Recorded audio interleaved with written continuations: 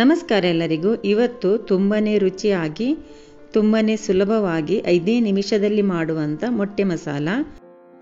ಈ ರೀತಿ ಮಾಡಿದ ಮೊಟ್ಟೆ ಮಸಾಲ ರೈಸ್ ಮತ್ತು ಚಪಾತಿ ಜೊತೆ ತಿನ್ನಲಿಕ್ಕೆ ತುಂಬನೇ ಒಳ್ಳೆಯದಾಗ್ತದೆ. ಇಲ್ಲಿ ನಾನು 6 ಮೊಟ್ಟೆಯನ್ನು ಬೇಯಿಸಿ ಅದರ ಸಿಪ್ಪೆಯನ್ನು ತೆಗೆದು ಇಟ್ಟಿದ್ದೇನೆ. ಈಗ ಇದಕ್ಕೆ ಉದ್ದಕ್ಕೆ ನೋಡಿ ಈ ರೀತಿ ನಾನು ಕಟ್ಸನ್ನು ಹಾಕ್ತಾ ಇದ್ದೇನೆ. ಎಲ್ಲ ಮೊಟ್ಟೆಯನ್ನು ಇದೇ ರೀತಿ ಹತ್ತಿರಕ್ಕೆ ಕಟ್ಸ್ ಹಾಕಿ ಇಡಬೇಕು. ಈ ರೀತಿ ಮೊಟ್ಟೆ ಮಸಾಲ ಮಾಡೋದು ತುಂಬನೇ ಸುಲಭ, ಯಾರು ಕೂಡ ಮಾಡ್ಬೋದು. ಟೈಮ್ ಇಲ್ಲದವರು ಕೂಡ ತಕ್ಷಣ ಮಾಡುವಂಥ ಮೊಟ್ಟೆ ಮಸಾಲ. ಈಗ ಎಲ್ಲ ಮೊಟ್ಟೆಯನ್ನು ಈ ರೀತಿ ಕಟ್ಸ್ ಹಾಕಿದ ನಂತರ ಸೈಡಿಗೆ ತೆಗೆದಿಟ್ಟು ಒಂದು ಈರುಳ್ಳಿಯನ್ನು 4 ತುಂಡು ಮಾಡಿ ಚಾಪರ್ನಲ್ಲಿ ಹಾಕ್ತಾ ಇದ್ದೇನೆ. ನಾನಿವತ್ತು ಚಾಪರ್ನಲ್ಲಿ ಕಟ್ ಮಾಡ್ತಾ ಇದ್ದೇನೆ. ಚಾಪರ್ನಲ್ಲಿ ಕಟ್ ಮಾಡಿದರೆ ತುಂಬ ಚಿಕ್ಕದಾಗಿ ಕಟ್ ಮಾಡಲಿಕ್ಕೆ ಆಗ್ತದೆ. ಈಗ ಒಂದು ತುಂಡು ಶುಂಠಿ ಹಾಕಿದ್ದೇನೆ. ಹಾಗೆಯೇ 6 ಎಸಳು ಬೆಳ್ಳುಳ್ಳಿಯನ್ನು ಸಿಪ್ಪೆ ತೆಗೆದು ಹಾಕ್ತಾ ಇದ್ದೇನೆ. ಚಾಪರ್ ಇಲ್ಲದಿದ್ದರೆ ಚಾಕುವಿನಲ್ಲಿ ತುಂಬ ಚಿಕ್ಕದಾಗಿ ಕಟ್ ಮಾಡಿಕೊಳ್ಬೇಕು. ಇದರಲ್ಲಿ ಆದರೆ ತುಂಬ ಸುಲಭ ಆಗ್ತದೆ. ನೋಡಿ 5-6 ಸಲ ಹೀಗೆ ಹೊತ್ತಿದ್ರೆ ತುಂಬ ಚಿಕ್ಕದಾಗಿದ್ದು ಕಟ್ ಆಗ್ತದೆ. ನೋಡಿ ಎಷ್ಟು ಚಿಕ್ಕದಾಗಿದ್ದು ಕಟ್ ಆಗಿದೆ. ನೋಡಿ ಈ ರೀತಿ ಆಗ್ತದೆ. ಈಗ ಇದನ್ನು ಬೇರೆ ಪ್ಲೇಟಿಗೆ ತೆಗೆದಿಟ್ಟು ಈಗ ಅದೇ ಚಾಪರಿಗೆ ನಾನಿಲ್ಲಿ ಒಂದು ಟೊಮೆಟೊವನ್ನು 4 ತುಂಡು ಮಾಡಿ ಹಾಕಿ ಚಾಪರ್ನಲ್ಲಿ ಕಟ್ ಮಾಡ್ತಾ ಇದ್ದೇನೆ, ಅಥವಾ ಚಾಕುವಿನಲ್ಲಿ ಚಿಕ್ಕದಾಗಿ ಕಟ್ ಮಾಡಿಕೊಳ್ಬಹುದು. ಈಗ ನೋಡಿ 4-5 ಸಲ ಹೀಗೆ ಹೊತ್ತಿದ್ರೆ ಟೊಮೆಟೊ ಕೂಡ ತುಂಬ ನುಣ್ಣಗೆ ಆಗಿದ್ದು ಕಟ್ ಆಗ್ತದೆ. ಚಾಪರ್ನಲ್ಲಿ ಎಷ್ಟು ಚಿಕ್ಕದಾಗಿಯೂ ಕಟ್ ಮಾಡಿಕೊಳ್ಬಹುದು, ಬೇಗನೆ ಕಟ್ ಮಾಡಲಿಕ್ಕೆ ಆಗ್ತದೆ. ಈ ಚಾಪರ್ನ ಬ್ಲೇಡ್ ತುಂಬ ಶಾರ್ಪ್ ಇರ್ತದೆ. ಚಿಕ್ಕ ಮಕ್ಕಳಿದ್ದ ಮನೆಯಲ್ಲಿ ತುಂಬ ಜಾಗ್ರತೆ ಮಾಡಿಕೊಳ್ಬೇಕು. ಎಲ್ಲಿಯಾದರೂ ಕೈಗೆ ಸಿಕ್ಕಿದ್ರೆ ಹೇಳೋದೇ ಬೇಡ. ಹಾಗೆ ಇಲ್ಲಿ ನೋಡಿ ಗ್ಯಾಸ್ ಆನ್ ಮಾಡಿ ಕಡಾಯಿ ಬಿಸಿಯಾಗಲು ಇಟ್ಟು ಇದಕ್ಕೆ 2 ಟೇಬಲ್ ಸ್ಪೂನ್ ಕುಕ್ಕಿಂಗ್ ಆಯಿಲ್ ಹಾಕಿದ್ದೇನೆ. ಎಣ್ಣೆ ಸ್ವಲ್ಪ ಬಿಸಿ ಆಗ್ತಾ ಬರುವಾಗ ಕಟ್ ಮಾಡಿಟ್ಟ ಈರುಳ್ಳಿಯನ್ನು ಹಾಕಿ ಈರುಳ್ಳಿ ಚೆನ್ನಾಗಿ ಕೆಂಪಗೆ ಫ್ರೈ ಆಗುವ ತನಕ ಇದನ್ನು ಫ್ರೈ ಮಾಡಿಕೊಳ್ಬೇಕು.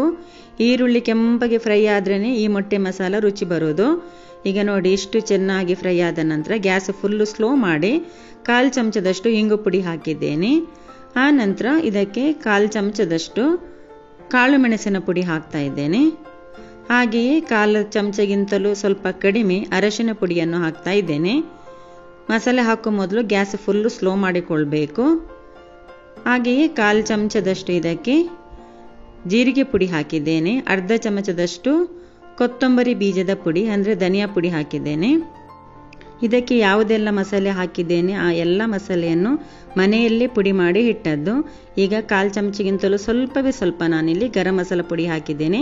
ಗರಂ ಮಸಾಲ ಪುಡಿ ನಮಗೆ ಅಷ್ಟು ಇಷ್ಟ ಇಲ್ಲ, ಹಾಗಾಗಿ ಸ್ವಲ್ಪವೇ ಹಾಕಿದ್ದೇನೆ. ಜಾಸ್ತಿ ಇಷ್ಟ ಇದ್ದವರು ಸ್ವಲ್ಪ ಒಂದು 1/4 ಚಮಚದಷ್ಟು ಹಾಕಿಕೊಳ್ಬಹುದು.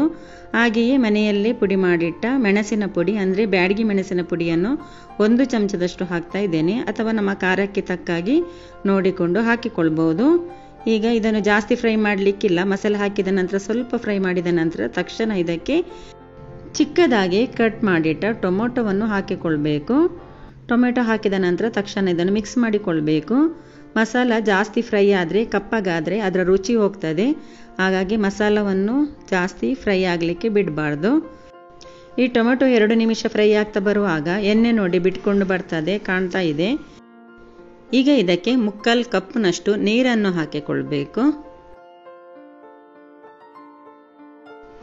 ನೀರು ಹಾಕಿದ ನಂತರ ಒಂದ್ಸಲ ಮಿಕ್ಸ್ ಮಾಡಿ ಈಗ ಇದಕ್ಕೆ ರುಚಿಗೆ ತಕ್ಕಷ್ಟು ಉಪ್ಪನ್ನು ಹಾಕಿಕೊಳ್ಬೇಕು.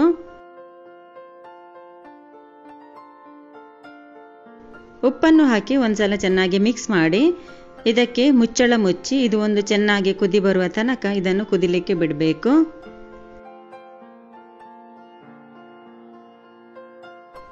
ಇವಾಗ ನೋಡಿ ಇದು ಚೆನ್ನಾಗಿ ಕುದಿ ಬಂದಿದೆ. ಕುದಿ ಬರುವಾಗ ನೋಡಿ ಎಣ್ಣೆ ಕೂಡ ಬಿಟ್ಕೊಂಡಿದೆ.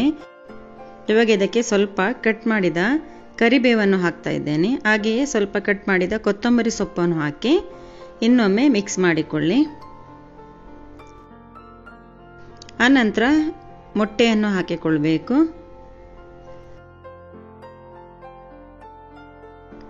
ಈ ರೀತಿ ಮೊಟ್ಟೆ ಮಸಾಲ ನೀವು ಒಂದ್ಸಲ ಮಾಡಿ ನೋಡಿ. ಚಪಾತಿ ರೈಸ್ ಜೊತೆ ತುಂಬ ಒಳ್ಳೆಯದಾಗ್ತದೆ.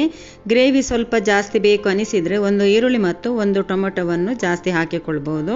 ಸ್ವಲ್ಪ ಗ್ರೇವಿ ಕೂಡ ಜಾಸ್ತಿ ಆಗ್ತದೆ. ಅಥವಾ ಇಷ್ಟು ಡ್ರೈ ಮಾಡಬೇಕಾಗಿಲ್ಲ, ಸ್ವಲ್ಪ ನೀರು ಇರುವಾಗ ಗ್ಯಾಸನ್ನು ಆಫ್ ಮಾಡ್ಬೋದು. ಲಾಸ್ಟಿಗೆ ಇಲ್ಲಿ ಸ್ವಲ್ಪ ಗಾರ್ನಿಷಿಗೆ ಸ್ವಲ್ಪ ಕಟ್ ಮಾಡಿದ ಕೊತ್ತಂಬರಿ ಸೊಪ್ಪನ್ನು ಹಾಕಿಕೊಳ್ತಾ ಇದ್ದೇನೆ. ಈ ರೀತಿ ಮೊಟ್ಟೆ ಮಸಾಲ ಒಂದ್ಸಲ ಮಾಡಿ ನೋಡಿ, ತುಂಬಾನೇ ಒಳ್ಳೆಯದಾಗ್ತದೆ, ಎಲ್ಲರಿಗೂ ಇಷ್ಟ ಕೂಡ ಆಗ್ತದೆ. ಹಾಗೆ ಇವತ್ತಿನ ರೆಸಿಪಿ ನಿಮಗೆ ಇಷ್ಟವಾದರೆ ದಯವಿಟ್ಟು ಲೈಕ್ ಮಾಡಿ, ಶೇರ್ ಮಾಡಿ. ಈ ವಿಡಿಯೋ ನೋಡಿದ್ದಕ್ಕೆ ತಮಗೆಲ್ಲರಿಗೂ ಧನ್ಯವಾದ.